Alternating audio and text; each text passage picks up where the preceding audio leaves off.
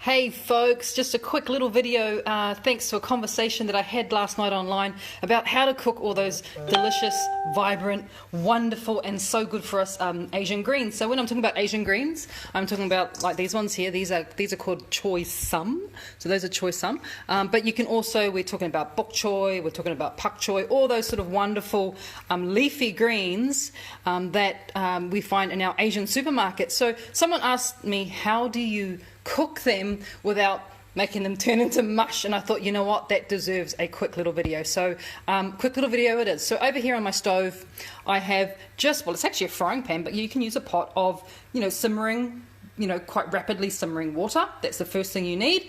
And I have my my choy sum, and now the type of choy sum I'm using are actually baby. Look how small they are, and they're baby choy sum, and because they're baby choy sum, I am guaranteed they're going to be luscious and tender. So if you are picking your greens, go for the smaller bok choy, the smaller choy sum. All those ones are just wonderful. So I have given those a bit of a wash just to get rid of any potential travellers, nasties, little buggies that might want to hang around. Just give them a bit of a wash under cold water, and then all you need to do, and this takes seconds. So I would suggest when you are making your greens that you already have everything ready for your meal, because this will only take seconds. So just over here, and I'm just going to drop them into the pot or the bowl or the frying pan. It's a frying pan. And remember, seconds. Just going to use my tongs. Already you can see how that colour has changed. These guys are almost done. They're almost done. And like, depending on the size, it'll take you, like that one there, I reckon is 5 seconds away, because he's the smallest one. 5 seconds away. Look at the colour. Oh my God, it's going to be so good. That's it, guys. I don't know how long that took, but that was 30 seconds. These ones are just a little bit fatter. If they go any colour darker than that, that's when we've overcooked. So stand next to your frying pan or your pot. Stand with it. Be there. Be present when you're cooking. That's it.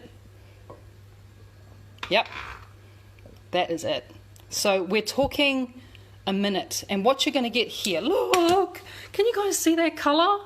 That is delicious. A little sprinkle of salt. Bling, bling, bling, bling, bling, bling. I've got some of my sticky sauce here too. I'm just going to drizzle that straight over the top as well. But that's as long as it needs.